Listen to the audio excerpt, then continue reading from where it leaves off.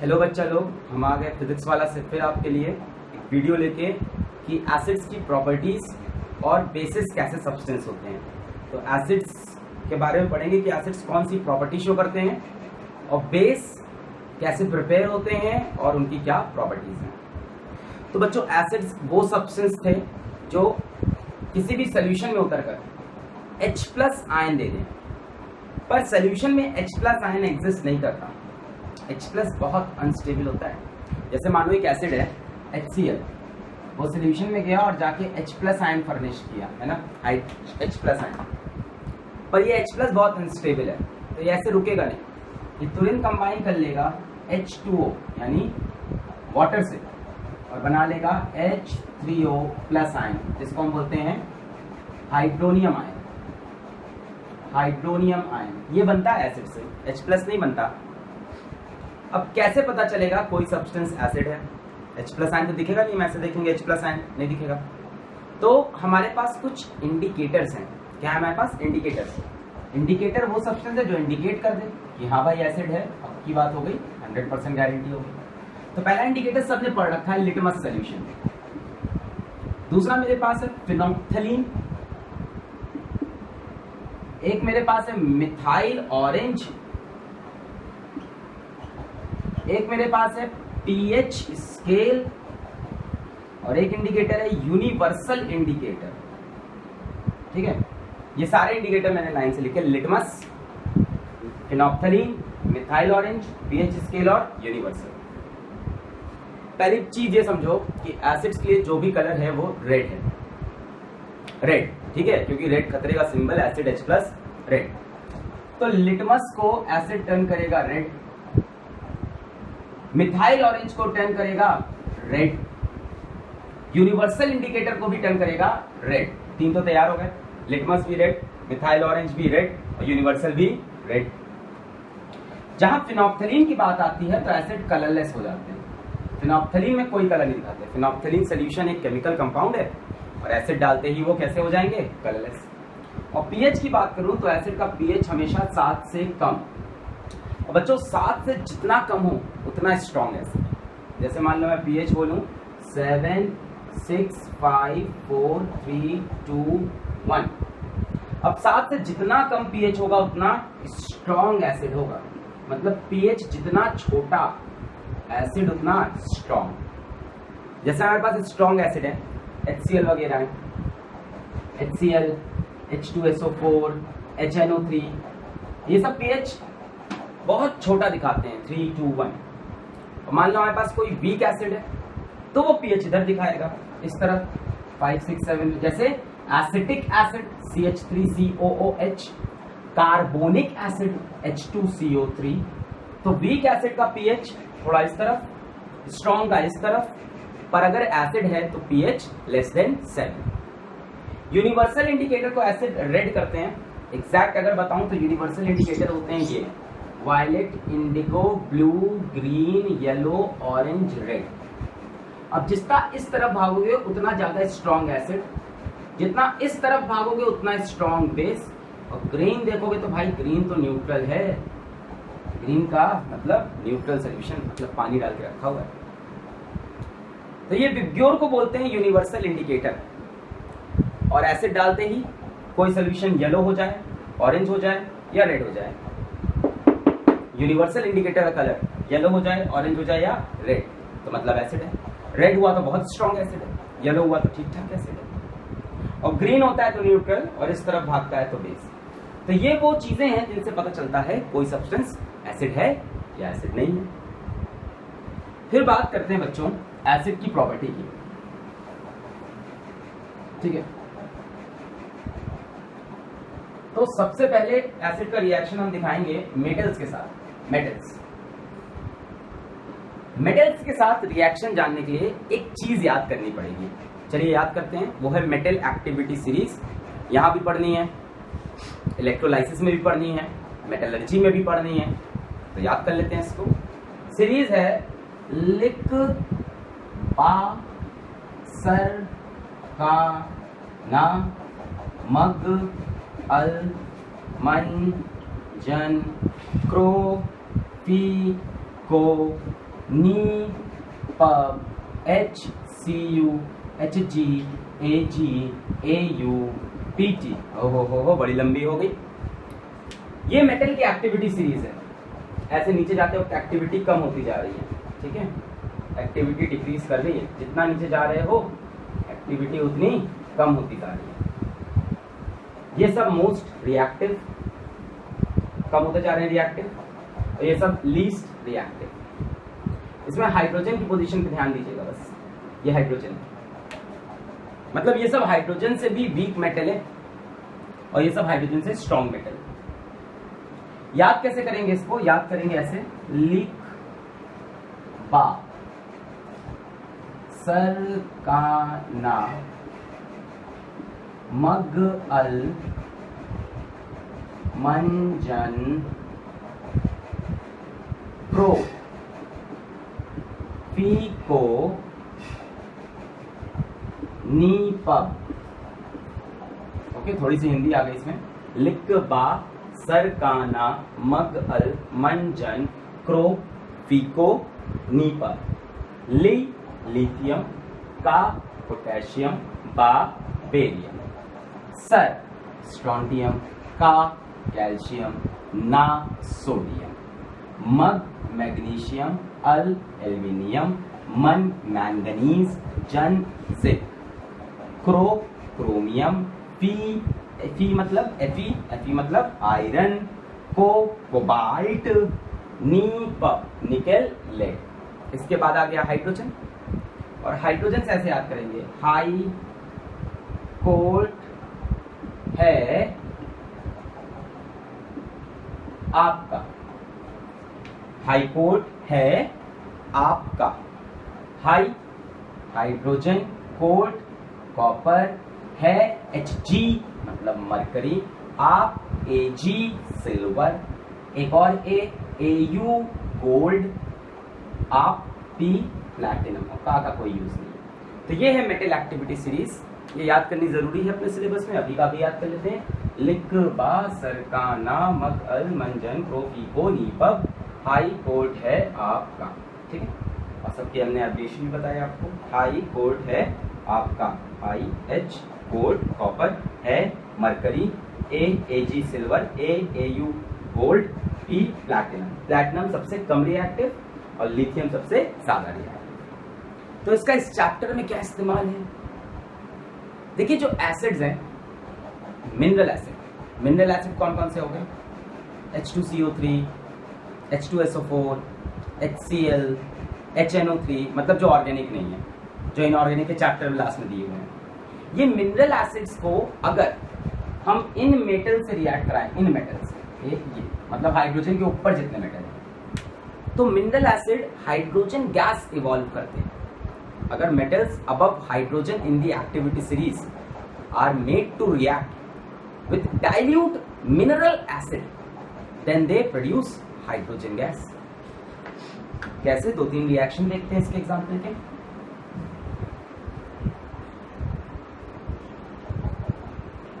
जैसे मानिए हमने रिएक्शन लिखा जिंक प्लस H2SO4 और इसको ले लिया डाइल्यूट, तो हाइड्रोजन गैस निकल जाएगी। अब हाइड्रोजन गैस निकल गई तो जिंक इससे कंबाइन कर लिया, बन गया ZnSO4। जैसे हमने ले लिया मैग्नीशियम प्लस HCl डाइल्यूट, तो डाइल्यूट मिनरल एसिड, तो कौन सी गैस निकलेगी? हाइड्रोजन, और बन जाएगा MgCl2। बाकी बैलेंसिंग आप रिएक्शन की कर लेंगे। यहाँ पे 2 H थे, यहाँ पे 2 लगा लिया, और वगैरह वगैरह अलग अलग रिएक्शन। कंसेप्ट में बता रहा हूँ, कंसेप्ट क्या बोल रहा है कि अगर डाइल्यूट मिनरल एसिड है, sulphuric acid, hydrochloric acid, carbonic acid, तो इनका रिएक्शन उन मेटल से कराएं जो हाइड्रोजन के ऊपर है। लिकबा, सरकाना, मग, अलमंजन, क्रोफीको, नीपा, बस यहाँ तक। और उसमें भी लेड इंक्लूडेड नहीं होता, ठीक है। लेड हाइड्रोजन के बहुत पास में होता है, तो अगर रिएक्शन नहीं देता। बाकी सभी हाइड्रोजन इवॉल्व करते हैं डाइल्यूट मिनरल एसिड से। कोई भी मेटल हो, जैसे मान लीजिए मैं ये लिख दूं नेक्स्ट स्टेप में Fe प्लस H2SO4 डाइल्यूट, तो हाइड्रोजन गैस निकलेगी। मैं लिख दिया H2 प्लस FeSO4। बोलिए, आ रहा है समझ में? ये Fe plus H2SO4 dilute gives hydrogen plus तो H2SO4 और HCl के लिए तो ये रिएक्शन देख लिया। वो मेटल्स जो हाइड्रोजन से ऊपर हो उसमें भी लेड को छोड़ दो, लिक लिथियम पोटेशियम बा बेरियम सर स्ट्रोंटियम का कैल्शियम ना सोडियम लिक बा सरकाना मग अल मंजन मग मैग्नीशियम अल एल्यूमिनियम मन मैंगनीज जिंक जन जिंक क्रो क्रोमियम फीको आयरन कोबाल्ट नी पब निकल लेड और लेड को छोड़ दो। ये सारे मेटल अगर इन एसिड से रिएक्शन करेंगे तो हाइड्रोजन निकाल देंगे और सॉल्ट बन जाएगा। एक और डाइल्यूट मिनरल एसिड है नाइट्रिक। ये जो रिएक्शन मैंने बताया, कौन सा रिएक्शन, पहले रिएक्शन लिख लेते हैं यहां पे कि metal plus dilute mineral acid देगा हाइड्रोजन गैस। ये रिएक्शन HNO3 नहीं दिखाता, यानी नाइट्रिक एसिड में कोई मेटल अगर डालोगे तो हाइड्रोजन गैस नहीं निकलेगी। एग्जाम में सवाल आया why does dilute nitric acid does not evolve hydrogen gas when any of the metal above hydrogen is added? क्यों? हाइड्रोजन निकलता है, हाइड्रोजन निकला, पर हुआ क्या कि ये बड़ा स्ट्रॉन्ग ऑक्सीडाइजिंग एजेंट है, ऑक्सीडाइजिंग एजेंट है ना, एजेंट मतलब जो काम करेगा, ये सामने वाले को ऑक्सीडाइज कर देता है। तो हाइड्रोजन को ये तुरंत क्या सप्लाई कर देता है, ऑक्सीजन, और बना देता है वाटर। तो हाइड्रोजन निकलता तो है पर तुरंत किस फॉर्म में आ जाता है, वाटर के फॉर्म में। तो डाइल्यूट नाइट्रिक एसिड ये रिएक्शन नहीं देते। क्वेश्चन आया व्हाई, तो आप बोलोगे it is a very strong oxidising agent, it converts any liberated hydrogen into water. अच्छा, एक बढ़िया क्वेश्चन आता है, वो कौन से मेटल हैं जो नाइट्रिक एसिड को भी मजबूर कर दें कि हाइड्रोजन निकल जाए? ऐसा भी हो सकता है। पहले मैंने बोला नाइट्रिक एसिड ये रिएक्शन नहीं देता, अब मैं बता रहा हूं कुछ ऐसे मेटल हैं जो ये रिएक्शन दिलाते हैं। दो मेटल हैं, magnesium and manganese can liberate hydrogen gas from very dilute nitric acid। यानी नाइट्रिक एसिड ये वाले रिएक्शन नहीं देता कि metal above hydrogen plus dilute acid gives hydrogen, नहीं देता क्योंकि बहुत स्ट्रॉन्ग ऑक्सीडाइजिंग एजेंट है। पर ये रिएक्शन वो देता है दो मेटल के साथ, मैग्नीशियम एंड मैंगनीज। कैसा नाइट्रिक एसिड लेना है, वेरी डाइल्यूट नाइट्रिक एसिड, 1%, 2%, मतलब ऐसा सोल्यूशन लीजिए जिसमें नाइट्रिक एसिड 1% है और वाटर 99%, बहुत डाइल्यूट सोल्यूशन होगा, तभी मैग्नीज और मैग्नीशियम हाइड्रोजन इवॉल्व कर पाएंगे। बहुत डाइल्यूट होगा तो ऑक्सीडाइजिंग की प्रॉपर्टी थोड़ी कम हो जाएगी, तो हाइड्रोजन को वाटर नहीं बनाएंगे। तो क्वेश्चन आता है which two metals can liberate hydrogen from dilute nitric acid? Answer है magnesium and manganese, but with very dilute nitric acid. अगर लिख के आ जाता है magnesium manganese can liberate hydrogen from nitric acid, गलत। From very dilute nitric acid, ये लिखा होना चाहिए, इस पे नंबर है, ठीक है। तो ये था रिएक्शन विथ मेटल। अब बात करते हैं रिएक्शन विथ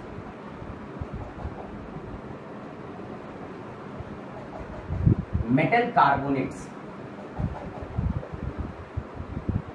तो मेटल कार्बोनेट्स में हमने एसिड डाला, तो जनरली देखा जाता है, जनरली अगर एसिड डाइल्यूट है और मिनरल है तब तो श्योर ही है।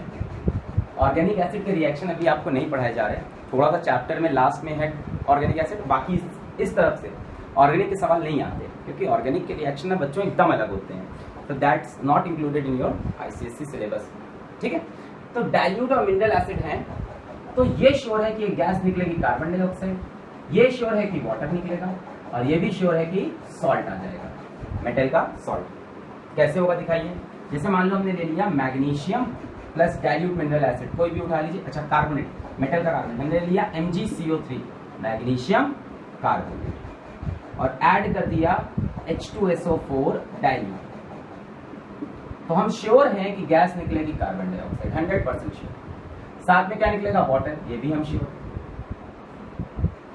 In liquid state. और साथ में बनेगा सॉल्ट। अब मैग्नीशियम का एसिड के सॉल्ट MgSO। जैसे मान लीजिए रिएक्शन कराते हम जिंक की, जिंक कार्बोनेट प्लस HCl ले लिया, dilute, metal carbonate plus acid, तो हम श्योर हैं कि निकलेगी कार्बन डाइऑक्साइड गैस, बनेगा वाटर और बनेगा मेटल का सॉल्ट, तो बन गया ZnCl2। तो समझ में आ गया ये कि अगर मेटल का कार्बोनेट हो, ये मेरे पीछे मेटल का कार्बोनेट हो और रिएक्शन डाइल्यूट मिनरल एसिड से H2SO4 HCl, इवन HNO3 भी काम करेगा यहाँ पे। जैसे आपने ले लिया FeCO3 फेरस कार्बोनेट और आपने ऐड कर दिया HNO3 डाइल्यूट, तो यहाँ पे भी काम होगा। क्या मिलेगा? कार्बन डाइऑक्साइड, वाटर और मेटल का सॉल्ट, तो ferrous nitrate FeNO3 whole twice ferrous nitrate. तो ये रिएक्शन कॉमन है कि मेटल कार्बोनेट का एसिड से रिएक्शन करेंगे तो एक गैस निकलेगी कार्बन डाइऑक्साइड। इस कार्बन डाइऑक्साइड की एक प्रॉपर्टी होती है बच्चों, टर्न्स लाइम वाटर मिल्की। ठीक है, जैसे सवाल आया कि एक मेटल का सॉल्ट है, डाइल्यूट एसिड से रिएक्ट किया और एक गैस निकली, और वो गैस लाइम वाटर को मिल्की टर्न कर दे रही है, तो मेटल का कौन सा सॉल्ट है? तो अगर मिल्की टर्न की है तो कार्बन डाइऑक्साइड, और मेटल का सॉल्ट कौन सा? Metal carbonate. अच्छा,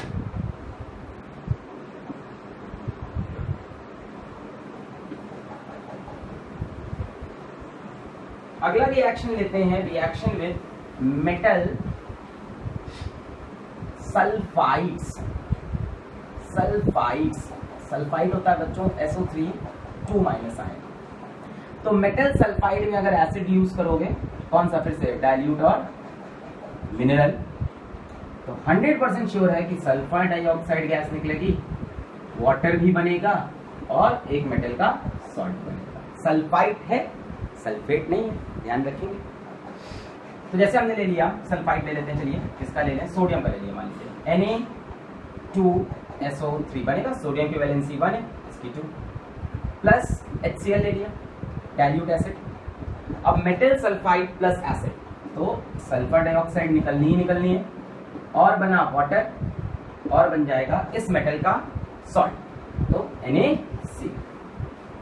जैसे कोई और मेटल ले लिया आपने, ठीक है, कोई भी मेटल ले लिया आपने, जैसे मान लीजिए जिंक ले लिया, जिंक सल्फाइड, तो ZnSO3, जिंक की वैलेंसी 2, सल्फाइड की भी 2 plus H2SO4 sulphuric acid dilute. कोई भी डाइल्यूट मिनरल एसिड ले सकते हैं।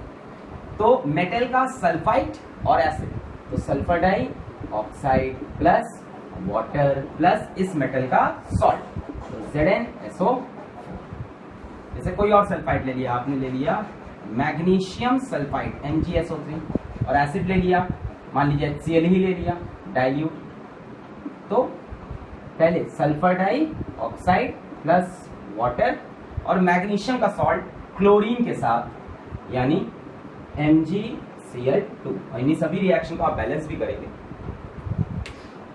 अब सल्फर डाइऑक्साइड की भी एक प्रॉपर्टी है कि it turns lime water milky. Confuse? Carbon dioxide भी ये कर रहा है, सल्फर डाइऑक्साइड भी ये कर रहा है, दोनों क्या कर रहे हैं? Turns lime water milky. Lime water बोले तो calcium hydroxide CaOH whole twice, उसको केमिस्ट्री में हम लाइम वाटर बोलते हैं। लाइम होता है, देखिए, कैल्शियम ऑक्साइड, कैल्शियम ऑक्साइड को हम बोलते हैं लाइम, और अगर कैल्शियम ऑक्साइड को वाटर में डाल दें तो बनेगा कैल्शियम हाइड्रोक्साइड, जिसको बोलते हैं लाइम का वाटर, कि कैल्शियम ऑक्साइड को वाटर में डाल दिया।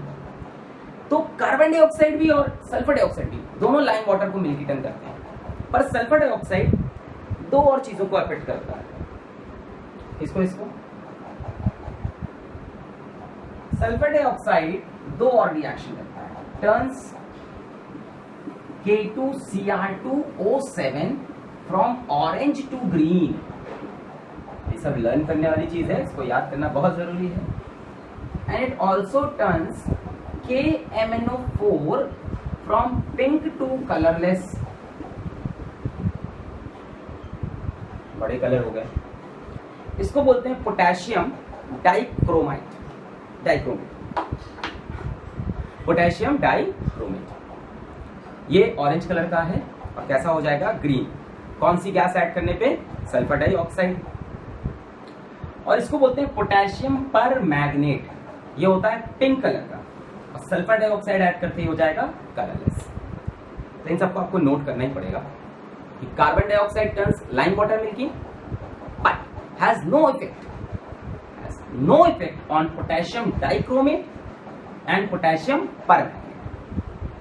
Sulfur dioxide turns lime water milky and it also turns potassium dichromate from orange to green, and potassium permanganate is pink in color from pink to colorless. ठीक है, अब बात करते हैं बच्चों मेटल सल्फाइड की, कि एसिड जब मेटल सल्फाइड से रिएक्शन करेंगे, सल्फाइड होता है S2-, इससे जब एसिड रिएक्ट करेंगे तो हमको मिलेगा H2S गैस और सॉल्ट, वाटर नहीं मिलेगा यहाँ पे। तो मेटल का सल्फाइड और acid gives H2S gas and salt. जैसे हम ले लें जिंक सल्फाइड Zn+2 S2-, और कोई भी एसिड ले लिया डाइल्यूट मिनरल HCl ले लिया, तो हम श्योर है कि H2S गैस निकलेगा, तो हमने लिख लिया H2S, और एक सॉल्ट बनेगा मेटल का सॉल्ट, तो जिंक क्लोराइड। जैसे हमने ले लिया FeS ferrous sulphide Fe+2 S2-, और एसिड ले लिया जैसे HCl ले लिया, फिर से डाइल्यूट HCl, तो मिलेगी H2S गैस और मेटल का सॉल्ट FeCl2 फेरस क्लोराइड। जैसे हमने ले लिया कोई भी आप ले लीजिए मेटल का सल्फाइड, जैसे हमने ले लिया लेड सल्फाइड PbS, और रिएक्शन करा दिया H2SO4 सल्फ्यूरिक एसिड डाइल्यूट, तो मेटल का सल्फाइड और एसिड H2S गैस और सॉल्ट PbSO4। तो ये सारे रिएक्शन है, ऑल्दो इस रिएक्शन में मैं स्टार लगा देता हूँ, सॉल्ट पढ़ाते वक्त समझाऊंगा, इसमें एक खास बात ये PbCl2 और PbSO4 की। पर अभी जो बेसिक रूल है, मेटल सल्फाइड और एसिड देंगे H2S गैस और सॉल्ट, ठीक है। ये H2S गैस स्मेल करती है लाइक रोटेन एग्स, बड़ा खास बात है ये, इसका एक अलग से एक प्रॉपर्टी है। और H2S गैस का एक और प्रॉपर्टी है बच्चों, it turns lead acetate paper black. Lead acetate paper, ये भी एक इंडिकेटर है जैसे लिटमस है, और एसीटेट मतलब एसिटिक एसिड से, और लेड तो मेटल है। लेड एसीटेट एक सोल्यूशन हुआ, एक पेपर हुआ जिसको हाइड्रोजन सल्फाइड ब्लैक करती है।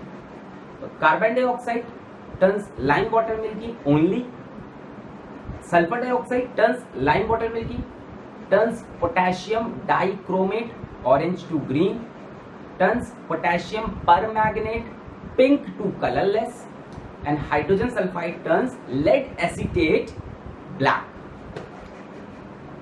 अब एसिड का सबसे इंपॉर्टेंट रिएक्शन, और वो है न्यूट्रलाइजेशन। न्यूट्रल बनना, न्यूट्रल मतलब ना एसिड हो ना बेस हो। तो जब एसिड्स का रिएक्शन हम बेस के साथ ही करा दें तो हमें मिलेगा वाटर और हमें मिलेगा सॉल्ट। बड़ा फेमस रिएक्शन है, acid plus base gives salt plus water. तो हमने एसिड ले लिया, जैसे ले लिया HCl। बेस क्या होता है, बेस होता है मेटल का ऑक्साइड, मेटल का ऑक्साइड, जैसे जिंक का oxide, zinc oxide. Acid plus base gives water H2O plus salt, zinc का सॉल्ट ZnCl2। जैसे दूसरा एसिड ले लो H2SO4, और यहाँ लेना है बेस मेटल का ऑक्साइड, जैसे हमने ले लिया मैग्नीशियम ऑक्साइड, तो बनेगा water H2O plus salt, magnesium का salt MgSO4। So acid plus base neutralise हो जाएंगे और बनेगा सॉल्ट और वाटर। बेस मेटल के ऑक्साइड या बच्चों मेटल के हाइड्रो ऑक्साइड, या तो ऑक्साइड हो या हाइड्रो ऑक्साइड, उनको बेस बोलते हैं। ठीक है, और अच्छे से डेफिनेशन समझेंगे बेस की, अभी आगे आने वाले हैं। तो जैसे हमने ले लिया सोडियम और इसकी हाइड्रो ऑक्साइड OH, और एसिड ले लो, जैसे ले लिया HCl, acid plus base gives water plus salt. Salt किसका? सोडियम का, NaCl। जैसे हमने लिया पोटेशियम मेटल और उसका हाइड्रो ऑक्साइड OH, और ले लिया एसिड। ठीक है, जैसे ले लिया H2CO3 कार्बोनिक एसिड, कोई दिक्कत नहीं, बनेगा वाटर और सॉल्ट, मेटल का सॉल्ट, पोटेशियम कार्बोनेट। तो ये रिएक्शन हो गए एसिड और बेस के, और इसको बोलते हैं न्यूट्रलाइजेशन। पर न्यूट्रलाइजेशन एक्चुअल रिएक्शन किसका है? न्यूट्रलाइजेशन जो ओरिजिनल रिएक्शन है, एसिड से बाहर निकलते हैं H+ आयन, और उसी तरह से बेस से बाहर निकलते हैं OH-। H+OH मिलकर बनाते हैं H2O water. So neutralisation is the reaction of H+ ions from acid, OH- ion from base to give water। ये एक्चुअल रिएक्शन अंदर अंदर होता है। तो ये हो गई एसिड्स की सारी प्रॉपर्टी, और इसी में एक नया टर्म आ गया है अब, बेस। तो अब पढ़ते हैं कि बेस क्या होता है, व्हाट इज अ बेस। तो जैसा कि हमने कहा, बेस है मेटल का ऑक्साइड या मेटल का हाइड्रो ऑक्साइड, पर ये एग्जैक्ट डेफिनेशन नहीं है।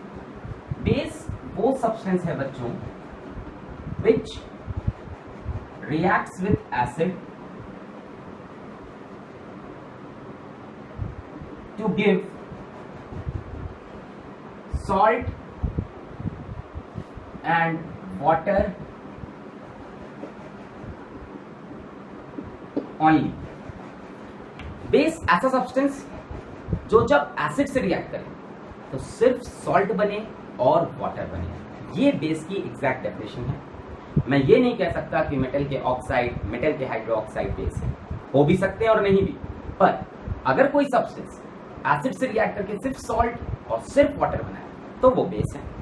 जैसे HCl प्लस ZnO, एसिड और मेटल की ऑक्साइड गिव्स क्या बनेगा?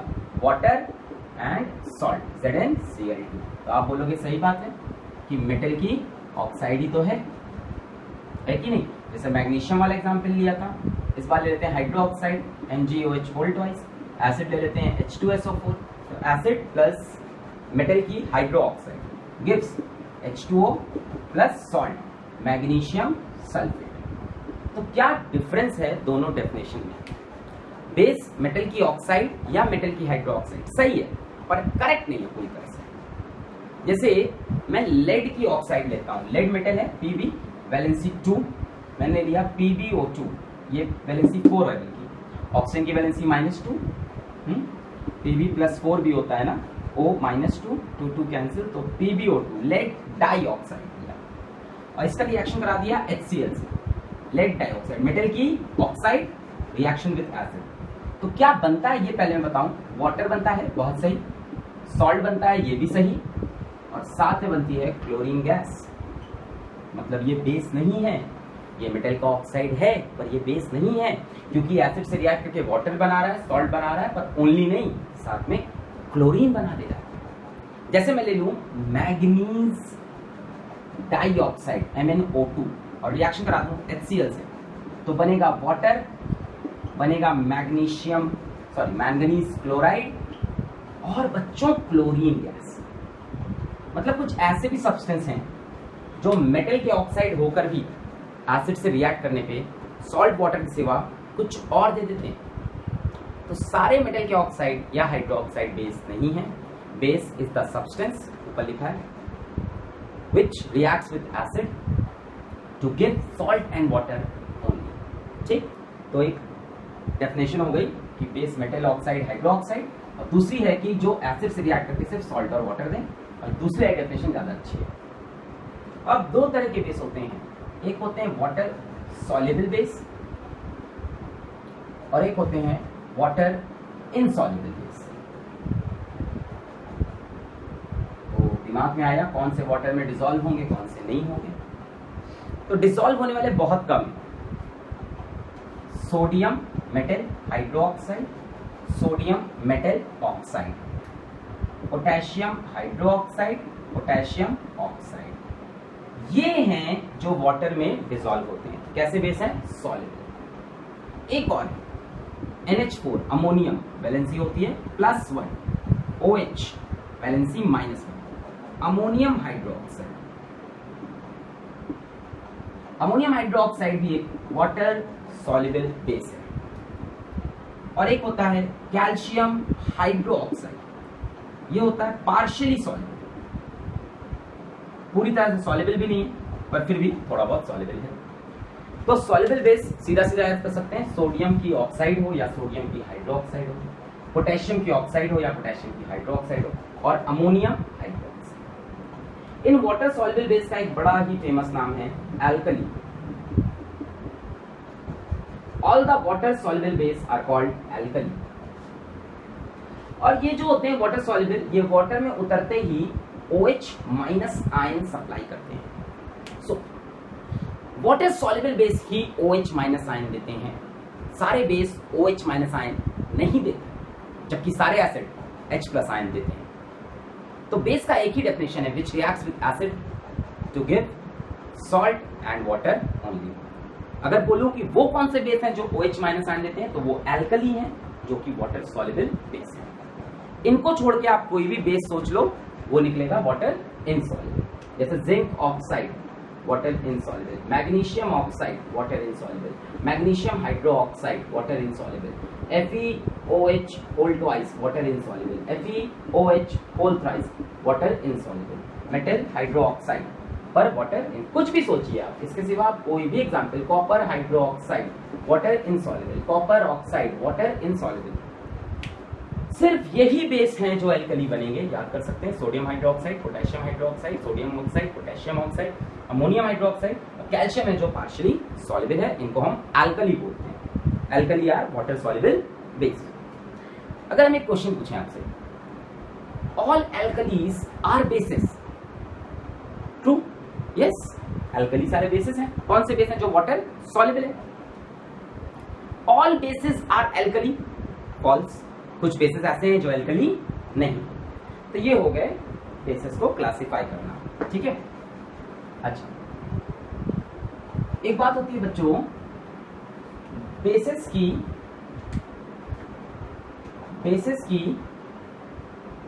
स्ट्रेंथ कि कौन स्ट्रॉन्ग बेस है और कौन वीक बेस है, ठीक है। तो जो एल्कली थे वो स्ट्रॉन्ग बेस, खत्म हो गया। NaOH strong base, KOH strong base, but NH4OH sorry is a weak base, ये weak है। CaOH whole twice is both strong and weak, तो हम क्लासीफाई नहीं कर रहे। तो आप स्ट्रॉन्ग में अपने सिलेबस में दो ही याद करिएगा, सोडियम हाइड्रोक्साइड, पोटेशियम हाइड्रोक्साइड। बच्चों टॉपिक बहुत डेप्थ वाला है, और भी ऐसे बेसेस जो स्ट्रॉन्ग हैं, पर हम सिर्फ दो ही पढ़ेंगे, NaOH, KOH। एल्कली है, वाटर सॉल्युबल और स्ट्रॉन्ग बेस। इनको छोड़ के कोई भी बेस दे तो हम बोलेंगे weak base. Zinc oxide, zinc hydroxide, copper hydroxide, copper oxide, magnesium oxide, magnesium hydroxide, समझ रहे हैं? आयरन हाइड्रोक्साइड, कोई भी और बेस हो तो वो वीक। स्ट्रॉन्ग सिर्फ NaOH, KOH, बस। NH4OH इज वीक, है ना। तो NH4OH वाटर में सॉल्युबल भी है और वीक बेस, सब लिखना पड़ेगा आपको, ना, बहुत डॉक्यूमेंट है इसमें। अब बात करते हैं कि बेसिस को हम तैयार कैसे करेंगे। How will we prepare base, how we are going to prepare base. तो बात करते हैं पहले सॉल्युबल बेसिस की, सॉल्युबल बेसिस को कैसे प्रिपेयर किया जाए। मान लीजिए सोडियम हाइड्रोक्साइड बनाना है, तो आपको पता है कि ये वाटर सॉल्युबल है, तो आप सीधा रिएक्शन लिखिए, सोडियम और उसको पानी में डाल दीजिए, H2O सॉल्युबल हो गया, NaOH और निकल जाएगी hydrogen gas. Potassium plus H2O बनेगा पोटेशियम हाइड्रोक्साइड और निकल जाएगी हाइड्रोजन गैस। जैसे हमने ले लिया कैल्शियम प्लस H2O बनेगा कैल्शियम हाइड्रोक्साइड और निकल जाएगी हाइड्रोजन गैस। और यहाँ पे हम कोल्ड वाटर लेते हैं। अभी हमने आपको एक्टिविटी सीरीज पढ़ाई थी, लिख बा सरकाना, सर का नाम, ये सब बहुत ही एक्टिव मेटल्स हैं, तो इनके लिए हम कोल्ड वाटर यूज करते हैं और ये वाटर में डिजोल्व होके NaOH बना लेते हैं, KOH बना लेते हैं, ये बना लेते हैं। मतलब ये कैसे वैसे बेस हैं सॉलिबल। जैसे मान लीजिए NH3 अमोनिया गैस ली और उसको वाटर में डिजोल्व कर लिया, बनाएगा NH4OH। तो जो भी सॉलिबल बेसिस हैं उसके लिए सीधा तरीका है कि बेस के अंदर जो भी आपको मेटल दिख रहा है उसको वाटर में डाल दो। सोडियम हाइड्रोक्साइड तो सोडियम को वाटर में, अमोनियम हाइड्रोक्साइड तो अमोनिया को वाटर में, सॉलिबल है, सॉलिबल होके बेस बना लेगा। पर अगर हमसे बोलता है कि आप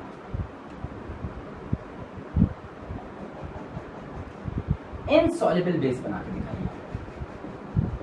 इनसॉल्युबल बेस कौन से हैं? सोडियम हाइड्रोक्साइड छोड़ दीजिए, पोटेशियम हाइड्रोक्साइड छोड़ दीजिए, अमोनियम हाइड्रोक्साइड छोड़ दीजिए, इसके सिवा जो भी बेस हैं वो इनसॉल्युबल। इनको बनाने का एक पूरा मेथड है। जैसे मान लीजिए हमें बनाना है जिंक हाइड्रोक्साइड इनसॉल्युबल, तो यहां पे हमें चाहिए होगा एक सॉल्युबल सॉल्ट। किसका? जिंक का जो बनाना है उसका एक सॉल्युबल सॉल्ट चाहिए और उसका रिएक्शन करा दीजिए आप बस NaOH से, काम खत्म है, बस हो गया। यहाँ पे एक एल्कली ले लीजिए, स्ट्रॉन्ग एल्कली, NaOH ले लीजिए, इतना समझ लीजिए। मान लीजिए इनसॉल्युबल बेस बनाना है तो हमें एक सॉल्युबल बेस चाहिए होगा, यानी NaOH चाहिए होगा या KOH चाहिए होगा स्ट्रॉन्ग, और उसका रिएक्शन कराइए एक सॉल्युबल सॉल्ट से जिसका इनसॉल्युबल बेस बनाना है। ये कैसा है भाई साहब? ये कैसा है? इनसॉल्युबल। अब सॉल्युबल सॉल्ट क्या होता है तो ये तो सॉल्ट में पता चलेगा। अभी ये समझिए कि जितने भी नाइट्रेट होते हैं NO3-1 नाइट्रेट, सभी नाइट्रेट सॉल्युबल होते हैं, सभी जितने भी नाइट्रेट है सब सॉल्युबल। तो हमसे बोला एक सॉल्युबल सॉल्ट उठा लिया, तो हमने जिंक का नाइट्रेट उठा लिया, ZnNO3 होल ट्वाइस, रिएक्शन करा दिया NaOH से, बन गया जिंक हाइड्रोक्साइड, और एक सॉल्ट बनेगा सोडियम का इसके साथ NaNO3। ऐसे रिएक्शन को बोलते हैं डबल डीकंपोजिशन। डबल डीकंपोजिशन, अपना आयन इसने इसको दे दिया, इसने अपना आयन इसको दे दिया, डबल डीकंपोजिशन, डबल डिस्प्लेसमेंट बोल सकते हैं, डबल डिस्प्लेसमेंट, एक दूसरे को आपस में डिस्प्लेस कर लिया। इससे बनाते हैं इनसॉल्युबल बेस। जैसे हमसे किसी ने कहा कॉपर हाइड्रोक्साइड बना के दीजिए, तो हमने कहा कॉपर का सॉल्युबल सॉल्ट बताइए, नाइट्रेट, तो CuNO3 होल ट्वाइस और ले लिया NaOH, हो गया रिएक्शन कॉपर हाइड्रोक्साइड और प्लस NaNO3। हमने आपसे कहा FeOH होल थ्राइस बनाइए, तो हमने कहा ठीक है Fe+3 का एक सॉल्युबल सॉल्ट बनाइए। सॉल्युबल सॉल्ट मतलब नाइट्रेट, FeNO3 होल थ्राइस, यहाँ पे आप ले लीजिए फिर से NaOH, ये बन गया और NaNO3। तो जब भी इनसॉल्युबल बेस बनाने को बोलता है, इनसॉल्युबल मतलब NaOH, KOH, NH4OH को छोड़कर कोई भी बेस, तो उस बेस का एक सॉल्युबल सॉल्ट मतलब नाइट्रेट। अच्छा, नाइट्रेट कंपलसरी नहीं है, और भी सॉल्ट होते हैं जो सॉल्युबल हैं, क्लोराइड्स भी सॉल्युबल होते हैं, सल्फेट भी सॉल्युबल होते हैं, पर अभी हम वो बातें सॉल्ट में करेंगे। अभी हमने आपको बताया नाइट्रेट सॉल्युबल है, तो एक सॉल्ट उठा लो नाइट्रेट का किसी का भी और रिएक्शन करा दो NaOH से, नहीं माने KOH से करा दो, KOH भी स्ट्रॉन्ग एल्कली, इसको बोलते हैं डबल डिस्प्लेसमेंट या डबल डीकंपोजिशन, और बनता है इनसॉल्युबल बेस। इनसॉल्युबल, ये सॉल्युबल नहीं। तो ये दो मेथड हो गए सॉल्युबल और इनसॉल्युबल बेस बनाने के। फिर हमसे पूछा कि बेसिस की प्रॉपर्टीज के बारे में कुछ बताइए।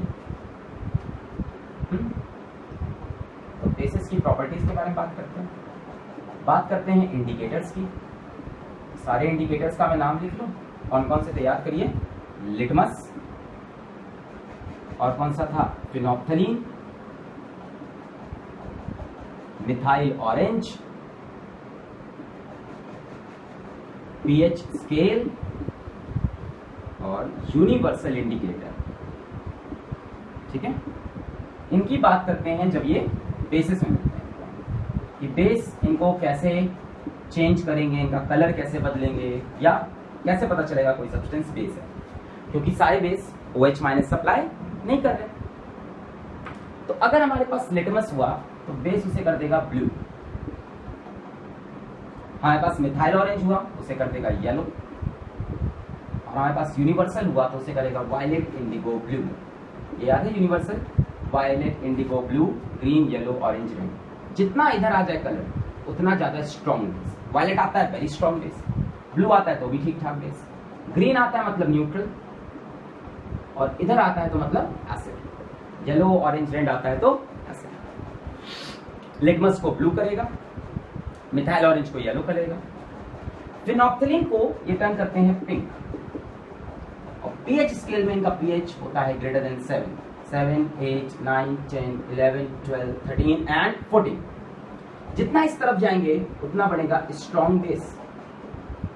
तो जिस सोल्यूशन का पीएच बहुत ज्यादा है वो बेसिक होता है, और जिसका पीएच कम है वो एसिडिक। जितना 14 के पास जाओगे उतना स्ट्रॉन्ग बेस।